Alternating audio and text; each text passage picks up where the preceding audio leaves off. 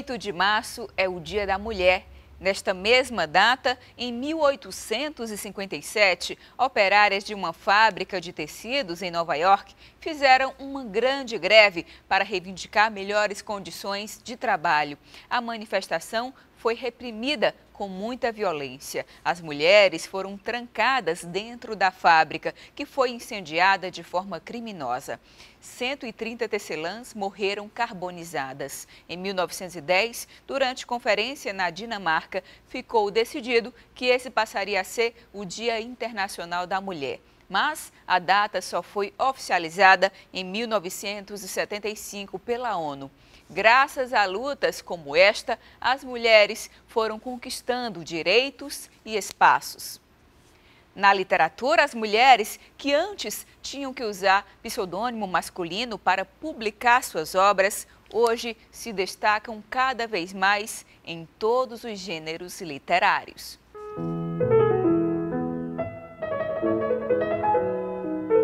Durante um longo tempo, as mulheres só podiam realizar as chamadas tarefas do lar. Tinham que ser prendadas e graciosas. As atividades profissionais, artísticas e intelectuais eram reservadas apenas para os homens. Só eles ficavam em um patamar de destaque na pintura, na música e na literatura. Poucos sabem, mas apesar disso, o primeiro romance que se tem conhecimento no mundo foi escrito por uma mulher, a japonesa da classe nobre Murasaki Shikibu, em 1007.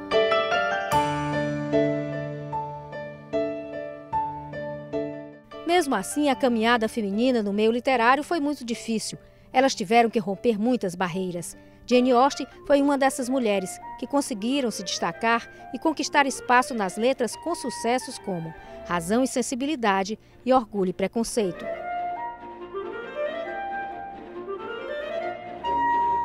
Nessa época, surgiram também talentos literários femininos em família.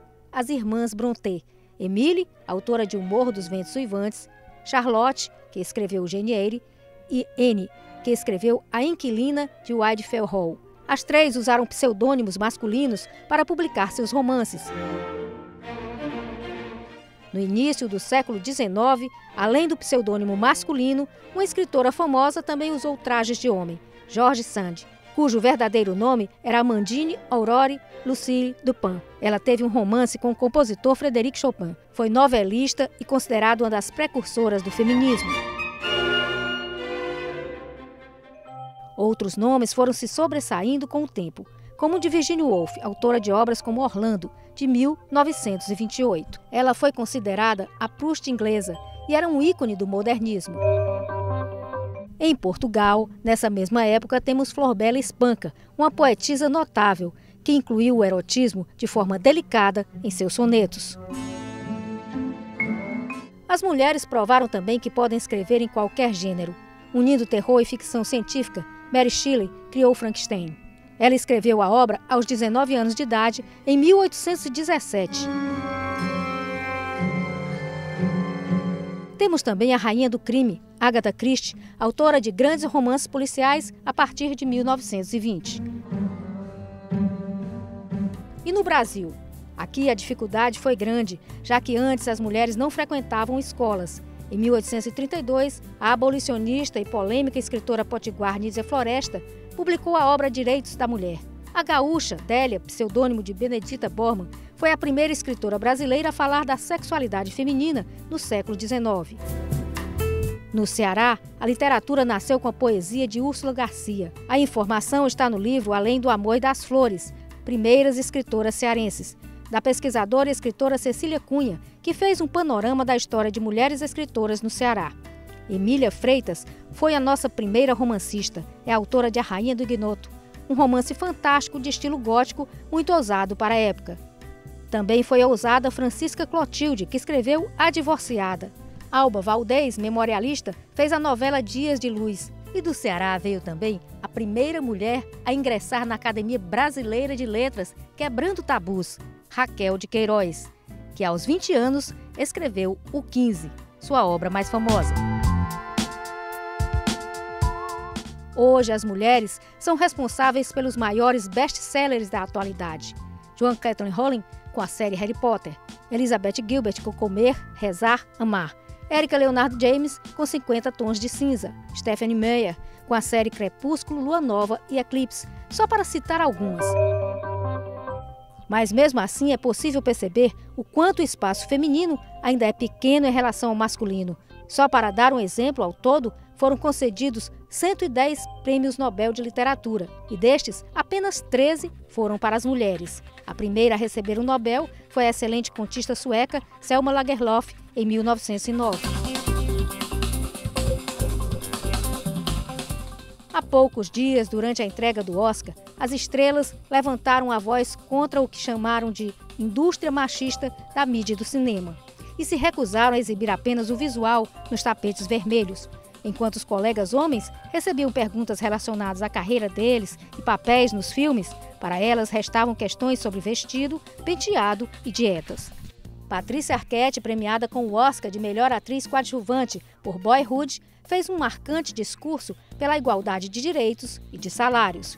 E é bom destacar que entre os filmes premiados com o Oscar, vários deles foram baseados em livros escritos por mulheres. A Teoria de Tudo foi baseado na autobiografia de Jane Wilde Hawking. O filme Livre veio da obra homônima de Cheryl Strayed. Para Sempre Alice foi baseado também no romance homônimo de Lisa Genova. Garota Exemplar foi uma adaptação do romance homônimo de Gillian Flynn, o que mostra que as mulheres estão mais criativas do que nunca.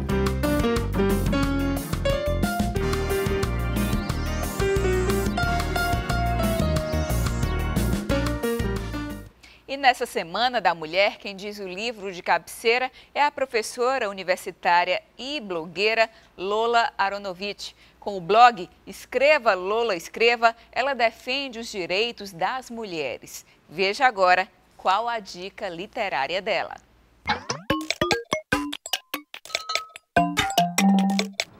Eu recomendo Americana, que foi lançado ano passado pela Companhia das Letras, foi traduzido para o português. É um livro de uma nigeriana chamada Chimamanda, esse é o primeiro nome, é Chimamanda Ngozi Adichie, que ficou muito famosa, é uma nigeriana jovem, bonita, né, super inteligente, que vive entre a Nigéria e os Estados Unidos. Ela ficou mundialmente famosa depois que ela deu um discurso feminista e uns trechos daquele discurso foram captados pela Beyoncé e foram usados na música dela. Então, a Chimamanda ficou muito famosa. E Americana não é o primeiro livro dela, mas talvez seja o livro mais popular. Logo, logo vai virar filme, e fala justamente de uma moça nigeriana, jovem, que vai para os Estados Unidos trabalhar lá, estudar lá, e como que é a vida dela, adaptação cultural. Não é um livro necessariamente feminista, eu não achei tão feminista. É uma história de amor, de encontros e desencontros, é muito interessante, e é toda uma cultura que a gente aqui no Brasil não conhece tanto, que é a cultura da Nigéria, mas que tem muita coisa a ver com a gente, né? Porque também é um país pobre, né? Mais pobre do que o nosso, mas também tem todo aquele negócio de ir para fora, ir para o exterior, né? Tentar a vida lá fora, todas as diferenças culturais. Então, é um livro realmente fascinante, eu recomendo. Americana. Nós trazemos aqui uma escritora premiada nacionalmente pelo BNB, pela Universidade Federal do Espírito Santo, a Ana Carla Dubiela, que se tornou uma especialista em Rubem Braga, né? Ana Carla, você começou essa paixão por Rubem Braga quando? Como é que começou esse interesse? Como muitos de nós, né, dessa geração, eu comecei na escola lendo Para Gostar de Ler, né, que reunia o Rubem Braga, o Drummond, o Fernando Sabino e o Paulo Mendes Campos. Foi aí que começou minha paixão por Rubem Braga. E você começou a estudar e o primeiro livro surgiu como? Não, aí eu me despedi do Rubem, fui fazer a faculdade de jornalismo e a gente foi no final de tarde para Praia do Futuro, todo mundo conversando, e uma amiga abriu um livro do Rubem, A Traição das Elegantes, que foi a coletânea dele mais vendida. A partir daí eu me reapaixonei, matei minhas saudades, comecei a fazer especialização, virou o primeiro livro, fiz mestrado, o segundo livro, doutorado, terceiro livro, e aí eu não parei nunca mais. Você hoje ministra curso sobre o tema, sobre o Rubem Braga, e já foi até o Espírito Santo, inclusive, a convite da universidade. Sim, eu reinaugurei o Teatro Rubem Braga, em Cachoeiro de Itapemirim, fui convidada pelo Canal Brasil para fazer uma série de 5 programas, sobre o autor no centenário de seu nascimento, em 2013, né? E também fui para o Dia Nacional do Livro no Congresso Nacional, também em 2013, dei palestra em Santa Catarina, na Universidade de Santa Catarina, na Casa de Rui Barbosa, que é o maior arquivo nacional do Rubem Braga. Enfim, várias cidades eu dei palestras sobre o Rubem. E acho que não para mais, né? Uma coisa que eu decidi, eu passo um ano afastada, mas sempre as pessoas retornam para ajudar em pesquisas, né? Para dar palestras, enfim. O Rubem é uma paixão para todo jornalista. Ele é considerado o maior cronista, né, do país? É considerado o maior cronista.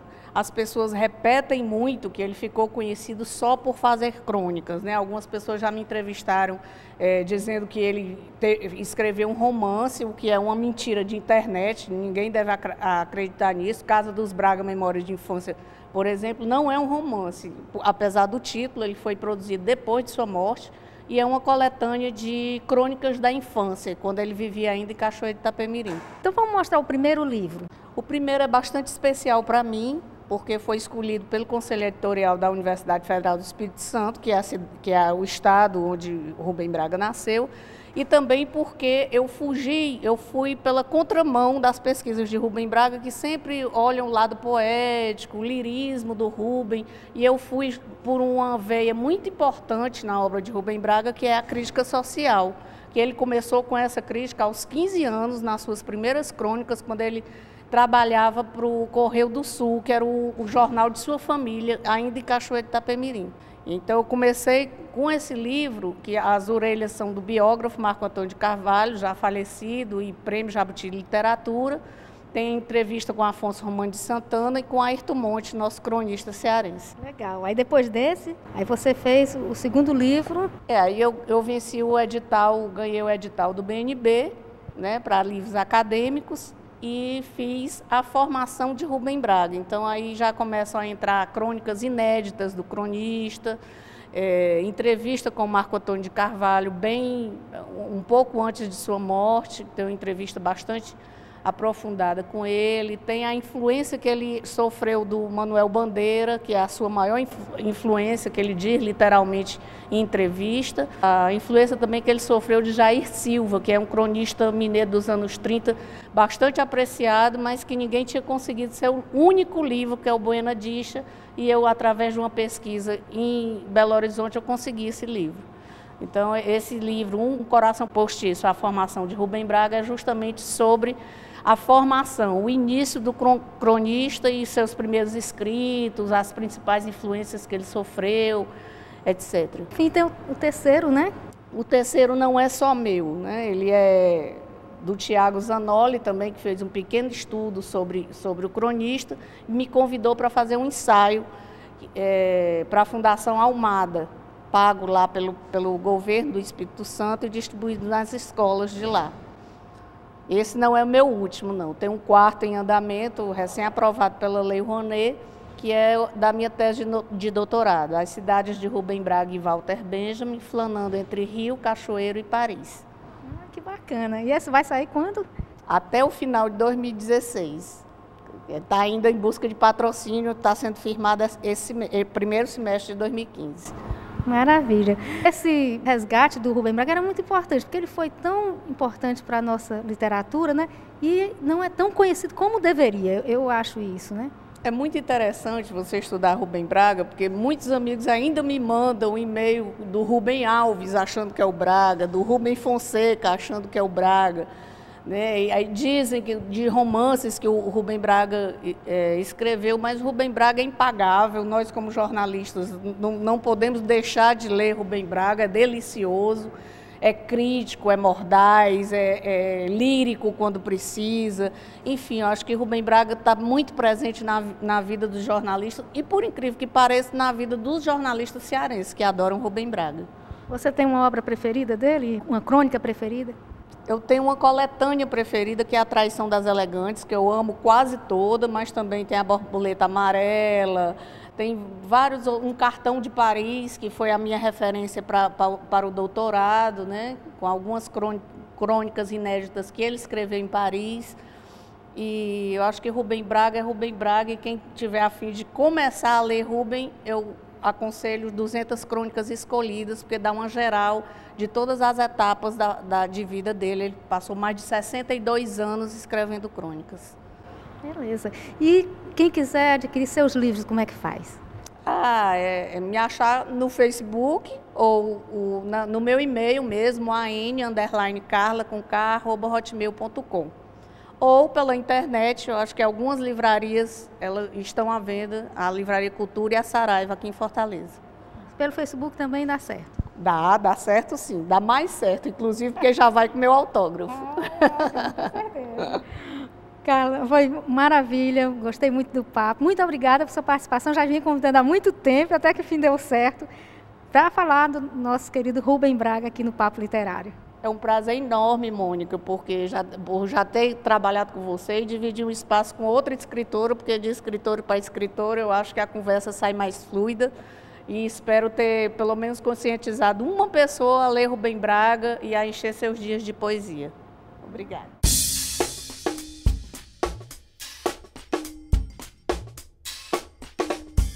E o Papo Literário está de volta. Foi encerrado hoje com muito sucesso o primeiro Black Bazar da Prêmios Editora. O público pôde adquirir livros com até 50% de desconto e aproveitou também para participar de uma programação litero-musical.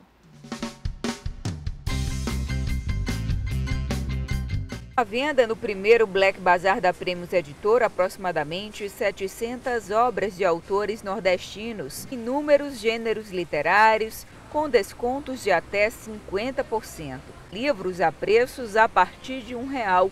A ideia é incentivar a formação de novos leitores e, ao mesmo tempo, promover a valorização de escritores cearenses. Foi de iniciativa para que a gente pudesse incentivar a cultura cearense e também que a gente pudesse estar trazendo mais pessoas para cá, conhecendo mais sobre os autores que a gente tem, sobre os temas variados que nós temos. Além da venda de livros, uma programação especial foi preparada com várias atividades para o público durante a semana. Um garoto falando sobre a Academia dos Jovens Cearenses, né? Uma apresentação musical, declamação de poesia para as crianças, adaptação de história infantil, vários eventos aqui para que a gente possa também não somente vender livro, mas também que as pessoas possam conhecer a cultura cearense.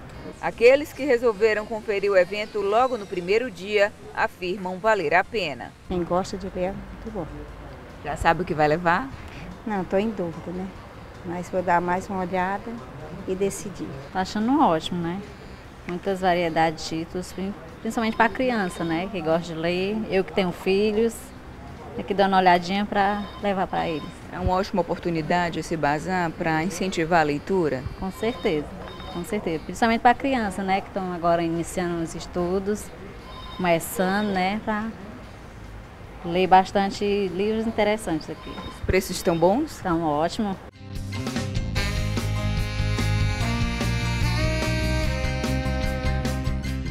A sacerdotisa Nayada, fundadora da Escola para Desenvolvimento da Essência Feminina, veio a Fortaleza ministrar palestras e seminários com foco no desenvolvimento de relações interpessoais. Ela é autora de livros sobre o tema.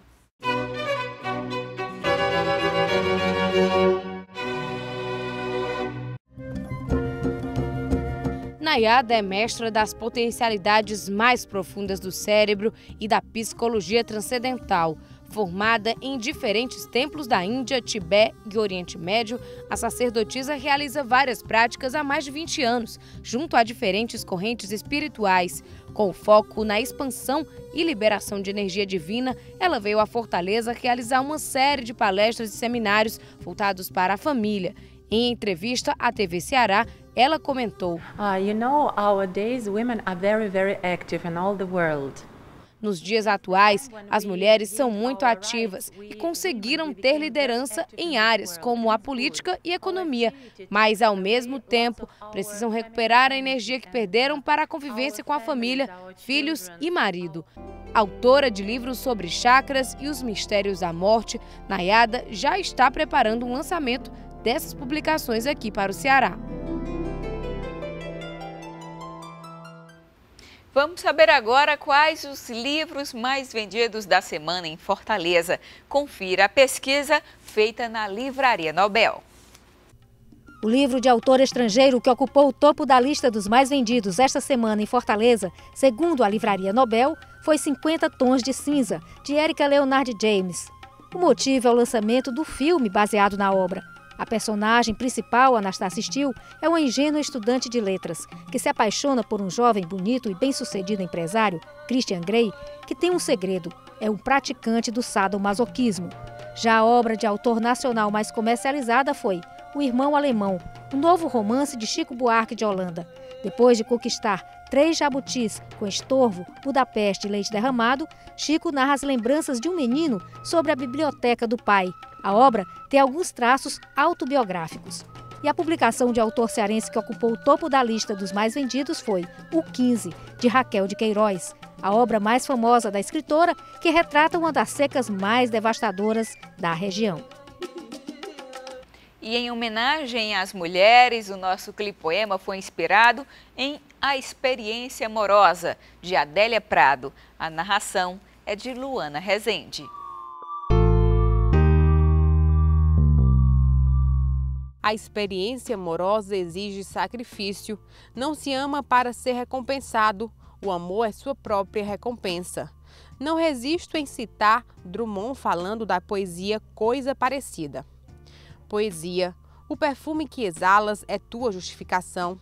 Não há amor fácil, mas todo amor é maravilha, saúde, remédio contra a loucura. Coisa que Guimarães Rosa ensinou. É a experiência humana mais exigente. Não é contrato, troca de favores, investimento. É entrega e compromisso. Do sacrifício de amar, nasce a mais perfeita alegria.